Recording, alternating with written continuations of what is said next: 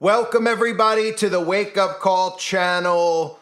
Michael Richards, most famously known for his role in the television show Seinfeld, playing the role of Kramer, is back in the spotlight. You might remember Michael Richards for other reasons, because the last time Michael Richards was really rolled out in public was for a racist tirade that he made during a stand-up set out in California. Now, Michael Richards' stand-up comedy in itself is absolutely atrocious, but at the time, it was a big deal. He went on stage, he started ranting and raving and saying the N-word. It almost looked like it was staged, and how convenient now, almost 20 years later, that Michael Richards is coming out to shame himself and talk about people canceling themselves and how he did the right thing by canceling himself before others could.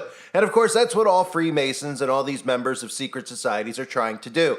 They're trying to get you to control your behavior. And you might say, well, it's good. People do need to control their behavior. They're trying to get you to shame yourself. They are trying to get you to edit yourself and censor yourself. And of course, this is about the removal of free speech, because sooner or later, people are going to realize that the people who are behind all this division, the people whose motto is order out of chaos, are the same ones who are causing chaos, and those are the Freemasons. Donald Trump, all of these Republicans and Democrats are members of the same secret societies. They are the ones who are manipulating society through hypnosis, through all these fake events that they create, into getting you to cancel one another and to be miserable so that they can continue to destroy the Bill of Rights and the Constitution. And all this stuff that comes back to words like the N-word, words that people are offended by, this is what they've been working on you for and with for a long period of time. To look at words as if they're more dangerous than an actual gunshot wound or being knifed by somebody. That's what they want you to look at words as. Why? Because they want to censor what people can and cannot say. Why? Because they don't want people to figure out who they are and what they're doing. And that all goes back to a certain group of people who you're not allowed to question. You know, the same people the same tribe Michael Richards is a part of. I mean, all one has to do is look at the nose on Michael Richards, but Michael Richards is a self-admitted one, right? And you can see the cover of Michael Richards' book, Entrances and Exits, forwarded by Jerry Seinfeld. Oh, how convenient. Another one of these people you're not allowed to question. Another person who's rolling himself out and putting himself at the face of the conflict going on in the Middle East, of course. And we've seen Jerry before doing all the same signs and symbols that all these celebrities do. Why is that? Well, because again, the Kabbalah is entrenched in Freemasonry and vice versa. You could see Jerry putting the 666 over his eye. He's doing the pyramid. He's doing the all-seeing eye symbolism, the hidden hand symbolism. Of course, my favorite of Jerry is his wife/husband, Jessica Seinfeld, who wrote a book called Food Swings that Jerry so prominently put up on his Instagram or whatever social media account. And you can even see the donut over the eye of Jessica. Is anybody suspicious? If you were writing a cookbook, is the first thing you're thinking of doing holding up food over your eye? Right? A fake looking donut if you're trying to promote food and everything else. Oh, put a donut up over your eye, right? Never seen that before. Of course, it couldn't be more obvious who these people work for. We've seen Michael Richards, of course, on the cover of Freemason magazine. How convenient, it says beyond the symbols, and he's doing, of course, I mean, he's literally, he's got his hand on his chin, another Masonic pose. He's been on the cover of Scottish Rite magazine. He's even posed with his little Freemasonic hat that you usually see them wear. The Shriners wear them a lot out in the open. He's even out there, during this time away that he supposedly took because he took himself out, right? He was, posing in pictures with other Freemasons wearing their Masonic bibs out in the open. So we know for a fact that Michael Richards is a Freemason. Now watch this video clip that aired on Entertainment Tonight to watch how they talk about behavioral control and how, look at Michael Richards. Even the acting in this is so just outright. I mean, this is borderline duping delight from The Hook and Sandy. I mean, the fake tears. Oh, he was conceived out of some horrible act. All this stuff is all make-believe. These things that they put out there like this are to get you to change your behavior. They manipulate you into thinking this is bad, this is wrong, and they also want you to carry out censorship and cancellation of people who say things that might be offensive. And that, of course, again, is to protect the tribe that Michael Richards is a part of. Look at this. Why now was the time to write your memoir? I'll tell you, after that club incident, I withdrew, and I needed to, in view of that kind of behavior. What the heck is behind all this, and losing it the way I lost it? I wasn't going to, but maybe we should just start there. Because if I'm being honest with you, Michael, I felt a little trepidation coming to sit down with you today. Yeah. It wasn't because of the N-word. I think it was because of the vitriol that was behind it. It was a shocking video obtained by TMZ that exploded on the internet. Seinfeld's beloved Kramer in a racist tirade shouting the N-word at black people at a comedy club in 2006. I have to say, I've been angry before, but I've never gone to race. Yeah. What was it in you that made you go there? I'm white, that person's black. Right. I feel I'm getting hit and I'm gonna hit back. But it's all my fault in that I let it get that way, you see? Do you still think about it, or have you made your peace completely? No, I'm always thinking about it. The 74-year-old told me he turned inward, studied history and religion, and went to therapy. I think unwantedness got triggered. Michael explains that trigger in his new memoir, Entrances and Exits, writing that trauma and an inferiority complex seeped into his career after learning in the late 80s that his birth was the result of rape. This is very deep stuff. Yeah. I didn't know about the rape, okay? So, That's a lot to carry. yeah, and boy, it's such a... But it was the unwantedness. Okay, I don't know what we're gonna do with this. I appreciate the vulnerability. I appreciate how open you I are. don't know what we're gonna do. I got cameras on me now, and I feel... Do you need a minute? Well, it's just that I'm not trying to use the to be... I don't want any pity, I'm not looking for this, I'm coming clean with you because we're human. You said you canceled yourself. Indeed. What did you mean by I Yeah. canceled myself? Thank you. I'm glad we're going into this a little bit. You don't need to take me out. I'll take myself out. I'll save you the trouble. So you can't make it up. I mean, the acting is, the guy's not known for being an incredible actor, obviously. Most people just think of him as Kramer from Seinfeld, but that's some of the worst acting that I've ever seen. But read between the lines with what they're trying to say here, because all these stories, all these things they do, this isn't for him to get out in the open and sell his book and to show his face. His book, of course, which is a memoir, has nothing in it about his affiliation to Freemasonry, right? You never hear any of these celebrities openly talk about their affiliation to Freemasonry. Why? Well, they're not allowed to talk about it. It's an oath that they take. Now, one of the things that we could all say is a positive out of the internet, even though there aren't many other than the fact that we can connect with each other, and we used to be able to speak freely on here, is the fact that we can find all of these pictures from magazines like that Freemason magazine, things that we probably wouldn't have found before the internet. Right? So they need to make sure that you never realize who's responsible, what their beliefs are, the tie-in between the Kabbalah and Freemasonry. These are things you're not supposed to know about. You're supposed to think that they're all organically famous, that they're all super talented and you're not, and that they know what's best for all of us. So they can come out and then they do things like this interview, the way that he's speaking. This is to manipulate you. This is the notion of canceling somebody based on a word. Just the notion that people are so offended by a word, by words, is utter insanity.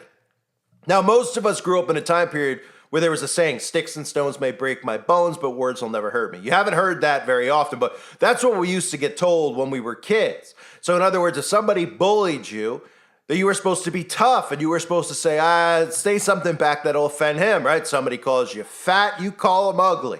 Somebody calls you this, you call them that. Usually, what most people would say to somebody was a word that started with an F ended with a G and had an A in the middle. That's what most people would say to somebody who made fun of them. Somebody called you fat, you just call them that word back. And of course, everybody would start laughing automatically because there was nothing more embarrassing than being called that word. But now we're at a time where that word could get you thrown in prison, just like saying the N-word or anything else. And they've made people soft. They've made people sensitive. And this isn't about them caring about you, caring about black people, or caring about people who like the fudge to be packed. This is about them taking one thing and then filtering it down so that hate speech could be defined as many different things, right? Have you noticed how they call people who are conspiracy theorists neo-Nazis, right? They would lump people like me and you, even if you're black and you're a conspiracy theorist, they want to lump you in as a neo-Nazi. That's how insane this has all gotten. But this is all to protect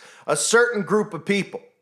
The only people you're not allowed to question, the only tribe that you can't say anything about. Because if you do point out what's in their books and what they teach and how they look at the world, well, then people would start waking up to all the stuff that's going on. And they'd start seeing how everything that's going on in the world ties into the control mechanisms in their book. Even these things called the Noahide laws, things that they don't want you to know about. So that's where this goes, right?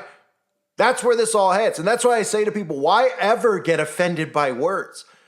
You should be able to say whatever you want to anybody. And if somebody berates you, berate them back. And if somebody says something really offensive to you, well, then take matters into your own hands. That's the way the world's always been dealt with. But the problem with that is that means that people can still speak freely. And they cannot push this new world order forward with people speaking freely. Because then people will wake up to the deceptions that are going on. Then when they start taking more control than they already have, which seems crazy to say because they have so much control now, then people would start saying, hey, wait a minute, I feel like they're overreaching now. I feel like they're doing a little bit more than they should. They're shutting my air conditioner off. They're doing what with my electricity? They're telling me to do this? What? I can't have a gas. Wait a minute. All right. I was okay with the stuff in the beginning, but I'm not okay with this. Well, too late.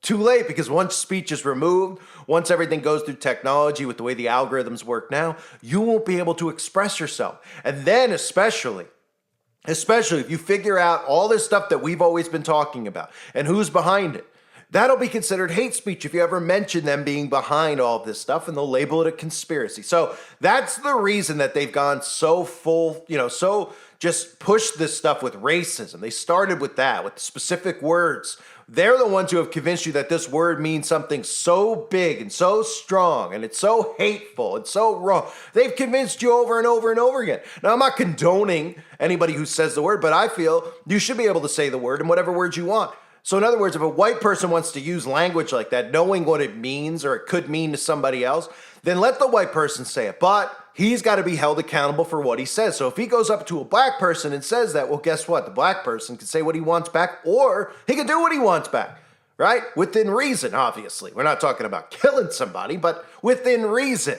which means wham, he wants to do it that way, go ahead.